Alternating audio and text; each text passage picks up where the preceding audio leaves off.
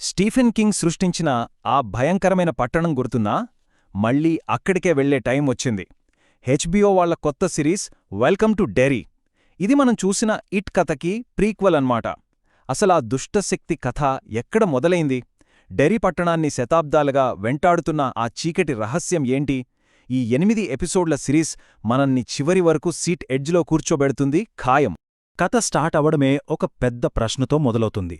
మైన్లోని డెరీ అనే చిన్న పట్టణంలో మ్యాటీ అనే పిల్లాడు ఉన్నట్టుండి మాయమైపోతాడు.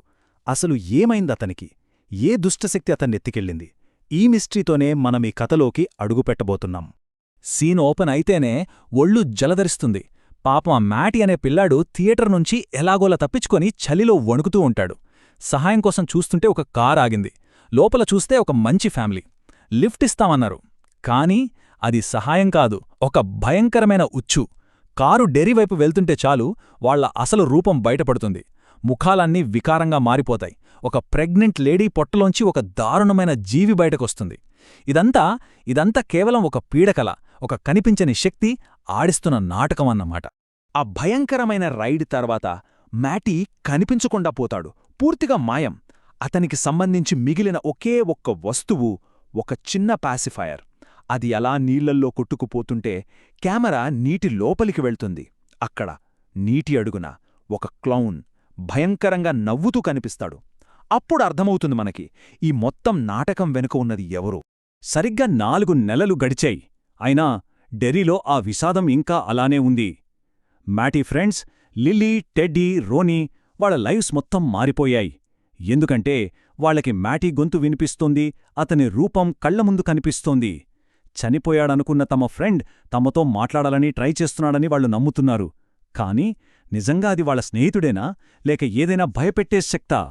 సరే, ఇప్పుడు ఈ కథలో అసలు విలనెవరో చూద్దాం. ఇది మామూలు రాక్షసుడు కాదు. దీని వెనక ఓ పెద్ద చరిత్రే ఉంది. సాధారణంగా దీన్ని అందరూ ఇట్ అని పిలుస్తారు. కాని ఆ టౌన్ సీక్రెట్స్ తెలిసిన కొద్దిమంది మాత్రం దాన్ని ద గలూన్ అంటారు. ఇది కొన్ని శతాబ్దాల క్రితం ఒక ఉల్క రూపంలో భూమిమీద పడిన ఒక ఏలియన్ జీవి. దీనికొక పర్టికులర్ షేప్ అంటూ ఏమీ లేదు. అది ఎలా కావాలంటే అలా తన రూపాన్ని మార్చుకోగలదు. ఈ దుష్టశక్తికి కొన్ని రూల్సున్నాయన్నమాట. చాలా భయంకరమైనవి. దాని ఫుడ్ మనుషులు కాదు, వాళ్ల భయం. అందుకే అది ఎవర్నైనా చంపే ముందు వాళ్లని పీక్స్లో భయపెడుతుంది. ప్రతి 27 ఏళ్లకొకసారి నిద్రలేస్తోంది. డెరీ మీద పడి తన వేట మొదలుపెడుతుంది. ఎక్కువగా పెన్నీ వైస్ అనే ఒక క్లౌన్ రూపంలో కనిపిస్తుంది. ఎందుకో తెలుసా? పిల్లల్ని ఈజీగా అట్రాక్ట్ చేయొచ్చు.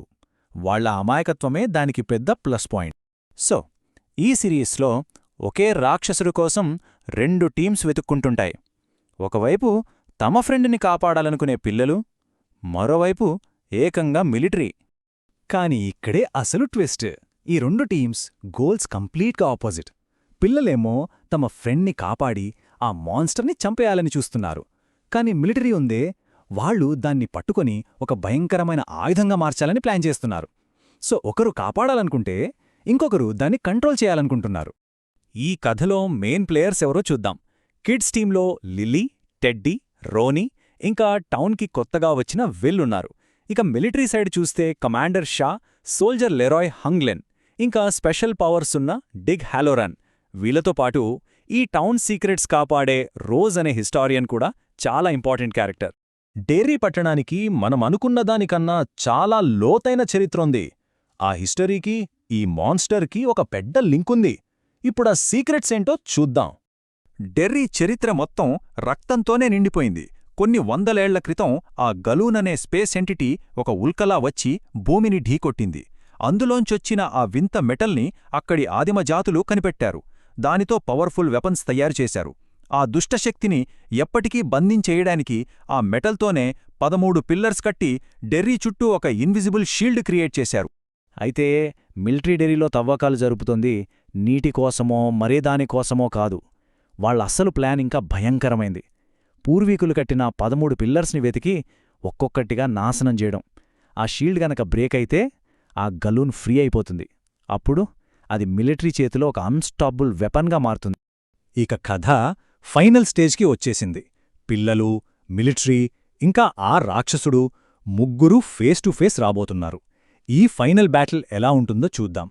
స్టోరీ క్లైమాక్స్కొస్తున్న టైంలో ఒక మిరకల్ జరుగుతుంది. చనిపోయాడనుకున్న మ్యాటీ తిరిగి వస్తాడు. తను ఇట్నుంచి ఎలాగో తప్పించుకున్నానని, కాని ఇంకో ఫ్రెండ్ ఫిల్ ఇంకా అక్కడే ఇరుక్కుపోయాడని చెప్పి హెల్ప్ అడుగుతాడు. ఇది వినగానే పిల్లలందర్లో మళ్ళీ హోప్ వస్తుంది. తమ ఫ్రెండ్ని కాపాడుకోగలమని నమ్ముతారు. కాని అది ఆశ కాదు, అదొక భ్రమ. తిరిగి వచ్చింది మ్యాటీ కాదు, అది ఆ రాక్షసుడే. మ్యాటీ రూపంలో వచ్చాడు. పిల్లలందర్నీ తన అడ్డాకి తీసుకెళ్లడానికి వేసిన ప్లానది. అక్కడికి వెళ్ళాక మొదటిసారి తన అసలు రూపం చూపిస్తుంది. అదే పెన్నీవైజ్ ద డాన్సింగ్ క్లౌన్. కరెక్టుగా అదే టైంలో కమాండర్ షా తన పని పూర్తి చేస్తాడు. ఆ 13 పిల్లర్స్లో ఒకదాన్ని కనిపెట్టి దాన్ని ముక్కలు చేసేస్తాడు. దాంతో ఆ రాక్షసుడిని బంధించిన షీల్డ్ వీకైపోయి పెన్నీవైజ్ పవర్ ఊహించలేనంతగా పెరిగిపోతుంది. ఆ పిల్లర్ నాశనం అవ్వగానే ఇట్ తన విశ్వరూపం చూపిస్తుంది. డైరెక్ట్గా స్కూల్ మీద అటాక్ చేసి విల్తో సహా అక్కడున్న పిల్లలందర్నీ కిడ్నాప్ చేస్తుంది. మొత్తం డెర్రీ పట్టణం మంచుతో గడ్డకట్టుకుపోతోంది. ఇక ఇప్పుడు డెర్రీని కాపాడటానికి ఒకే ఒక్క దారి మిగిలింది. పిల్లల దగ్గర ఒక పిల్లర్ మొక్క ఉంటుంది. దాన్ని ఒక పవిత్రమైన చెట్టు దగ్గరకు తీసుకువెళ్లి పెడితే ఆ షీల్డ్ మళ్లీ యాక్టివేట్ అయ్యి ఆ రాక్షసుడిని బంధించేస్తుంది. ఇదే వాళ్ల చివరి ఆశ. ఈ ఫైనల్ ఫైట్లో అందరూ ఒకటవుతారు. పిల్లలు, మిలిటరీలోంచి వచ్చిన మంచివాళ్లు, రోజ్ ఫ్యామిలీ అందరూ కలిసి పోరాడతారు. వాళ్లకొక ఊహించని హెల్ప్ కూడా వస్తుంది. చనిపోయిన వాళ్ల ఫ్రెండ్ రిచ్ పూర్వీకుల ఆత్మలతో కలిసి వచ్చి సాయం చేస్తాడు. ఫైనల్గా వెల్ చాలా ధైర్యంగా ఆ బాకును చెట్లో పెడతాడు. షీల్డ్ మళ్లీ రీబిల్డ్ అవుతుంది. ఆ బాకు చెట్టులో పెట్టగానే షీల్డ్ మళ్లీ యాక్టివేట్ అవుతుంది. ఆ దుష్టశక్తి మళ్లీ చీకట్లోకి బంధించబడుతుంది. డెర్రీ పట్టణం సేఫ్. మన హీరోలు గెలిచారు. కాని వాళ్ళకి తెలుసు ఈ ప్రశాంతత ఎంతో కాలం ఉండదని. వాళ్ళు ఆ రాక్షసుణ్ణి మళ్లీ బంధించారు, నిజమే. కాని దాని రూలేంటి? ప్రతి 27 ఏళ్లకి అది మళ్లీ నిద్రలేస్తుంది. మరి సరిగ్గా 27 ఏళ్ల తర్వాత ఏం జరగబోతోంది? ఈ ఒక్క ప్రశ్నతోనే ఈ కథ మనందరికీ బాగా తెలిసిన ఇట్ స్టోరీకి కనెక్ట్ అవుతుంది.